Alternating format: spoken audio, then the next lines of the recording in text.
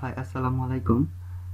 আমরা ইতিমধ্যে তিনভাবে আমরা কালার পিক করতে পারি। অনলাইন কালার পিক থেকে, দেন W3 ক্লার স্কুল থেকে কালার, W3 স্কুলের কালার পিকার থেকে, দেন হচ্ছে আরেকটা আমরা পিক যে একটা সফটওয়্যার দেখছিলাম ছোট্ট, এই সফটওয়্যারটার মাধ্যমে আমরা এটা করতে পারি। বাট এছাড়াও আরো অনেক উপায় আছে কালারের হেক্সা কোড RGB কোড ইউজ করা। আর আজ আমরা আরেকটা অপশন দেখবো, সেটা হচ্ছে কোথাও না গিয়ে আমরা এই ব্রাউজার কোড এডিটর থেকেই কালার পিক করে ফেলবো। ঠিক আছে, একটা ছোট্ট এক্সটেনশন ইউজ করে। সো এটার জন্য আমি এটা কিভাবে আপনারা ডাউনলোড করবেন সেটা আমি শেষে বলে দেব। তো আগে দেখেন এটা দিয়ে আমি কিভাবে পিক করতে হয় কালার। তো এখন আমাদের পেজটার ব্যাকগ্রাউন্ড কি আছে, অফ হোয়াইটের মতো একটা কালার আছে, যাই হোক এই কালারটা আছে। সো ফার্স্টে আমি কালারটা মুছে দেবো। ওকে, মুছে দিয়ে আমি এটাকে সিম্পল আমার কিবোর্ড থেকে কন্ট্রোল অল্টার যদি কে চাপ দেই, তাহলে দেখেন এইখানে আমার একটা কালার পিকার ওপেন হয়ে গেছে ছোট। ওকে, এটা আসলে একটা এক্সটেনশনের কারণে আপনারা যদি ক্লিক করেন, বাট এক্সটেনশনটা যদি ইনস্টল না থাকে আপনার পিসিতে, তাহলে কিন্তু এটা হবে না। সরি, পিসিতে না, আপনার এই এডিটরের মধ্যে। ওকে, এটা একটা এডিটরের এক্সটেনশন। ওকে, সো এখান থেকে দেখেন আমি আমার পছন্দ মতো কালার মিক্সিং করছি, করে জাস্ট সিম্পল এই যে এখানে যেটা আমার ভালো লাগছে এখানে কালার হচ্ছে। ঠিক আছে, কালার চেঞ্জ হচ্ছে। সো এই কালারটাই হবে, যদি এখন এই কালারটা আছে সিলেক্ট। আশা করি জানি কিভাবে কালার মিক্সিং করতে হয়, আপনারা জানেন। সো আপনার পছন্দ মতো বেছে নেন, কালার হালকা থেকে গাঢ় করে জাস্ট যখন যেটা ভালো মনে হবে আপনার, তখন সিম্পল এটা যদি এই কালারটা যদি পিক করতে চান, তাহলে যেখানে ফাঁকা জায়গা আছে এখানে একটা রাইট ক্লিক করুন, এই কালারটার কোড এখানে পিক হয়ে যাবে। ওকে, অলরেডি ঠিক আছে, সিম্পল। আর যদি এটা শেষেই সেমিকোলন না থাকে এটা দিয়ে দেন। ওকে, দেন আপনি এখন যদি আপনার ব্রাউজার রিফ্রেশ করি, আমরা দেখতে পারবো আমাদের এইটার ব্যাকগ্রাউন্ড এটা হয়ে গেছে। ঠিক আছে, আমরা আসলে এইটার না করে বডি ব্যাকগ্রাউন্ডে এটা করে দিই। এটার background, body background, H2 background আমরা হোয়াইট করে দিই। হোয়াইটের এক্সাক্ট হচ্ছে FFF। ওকে, হোয়াইট করে দিলাম, না দিলে হোয়াইটই থাকে ডিফল্ট ভাবে। যাই হোক, আমরা বডির কালারটাই এটা দিয়ে দিই, বডি ব্যাকগ্রাউন্ড কালার। ওকে, আমরা যে কালার পিকারটা করেছিলাম সেটা দিয়ে দিলাম। ওকে, কালারটা পিক করেছিলাম সেটা দিয়ে দিলাম। সিম্পল, পুরো ফুল বডির কালারই আমাদের চেঞ্জ হয়ে গেছে। ওকে, সো দেখুন আবার আরেকবার করে দেখা দিই আমি, আপনারা বুঝলেন নাই। সিম্পল হচ্ছে ফুলটাই আমি করি, ধরেন বডির কালারই আমি রিমুভ করে দিলাম।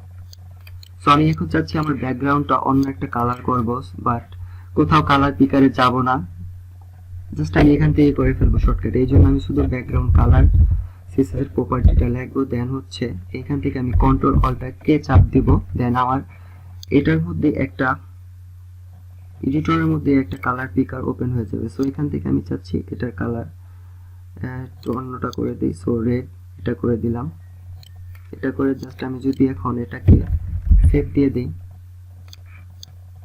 ঠিক আছে, এটার কালার ব্রাউনের মতো একটা কালার হয়ে গেছে। বাট এটা আমরা শিখলাম কি হেক্সাকোড কালারের, সরি হেক্সাকোড দেওয়া, হ্যাঁ হেক্সাকোড দেওয়া। বাট এটা দিয়ে আপনি এক্সটেনশনের মাধ্যমে আপনি কালার RGB কোডও চাইলে দিতে পারবেন। তো চলুন আমরা এটার RGB একটা কোড দিই।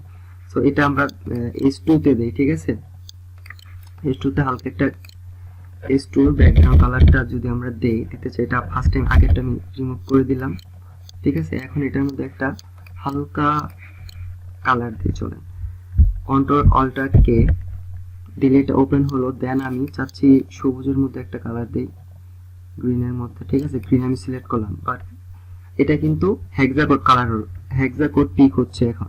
বাট আপনি যদি এটার RGB কোড চান, তাহলে সিম্পল এইটাকে আপনি ধরে লেফট সাইডে নিয়ে আসেন। ঠিক আছে, একটু যদি লেফট সাইডে নেন তাহলে এটা RGB কোডে কনভার্ট হয়ে যাবে। ঠিক আছে, আর এটা যত এদিকে নেবেন কালার RGB লেয়ারটা তত পাতলা হবে। ঠিক আছে, যত এদিকে নেবেন অত ভারী হবে। এটা একদম এদিকে থাকলে, রাইট সাইডে থাকলে হেক্সাকোড হয়ে যাবে। ওকে, সো আমি এখন RGB নেব। সো একটু মাঝামাঝি এনে এটা জাস্ট সেম সিস্টেম আগের মতোই রাইট সাইডে আমি ক্লিক করলাম। ওকে, এটা RGB কোড নিয়ে নিলাম, RGB ভ্যালু কালারে। এখন দেখি আমরা কি হয়।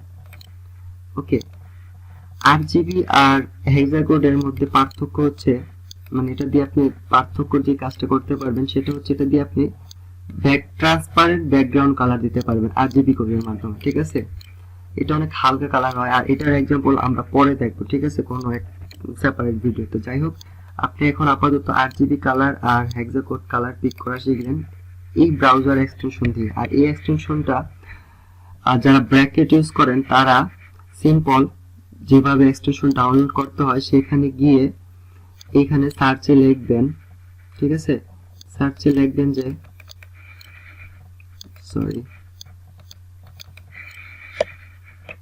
সার্চ ব্রাউজার এক্সটেনশনের সার্চে গিয়ে যদি আপনি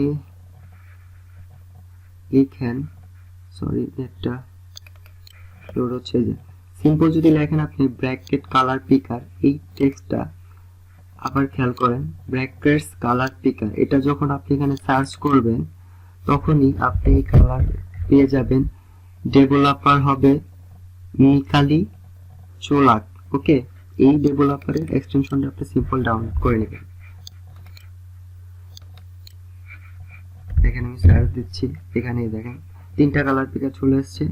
আমি এইটা ইনস্টল করা আছে আমার, ঠিক আছে। ডেভেলপার হচ্ছে, দেখে রাখুন, মিকালি চোলাক।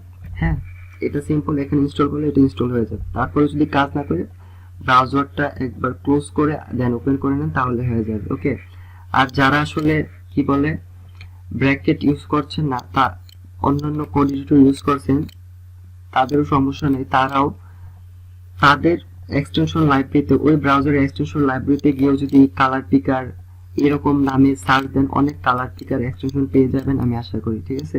সেখান থেকে সিম্পল আপনার একটা ডাউনলোড করে নেন, তাহলেই হবে।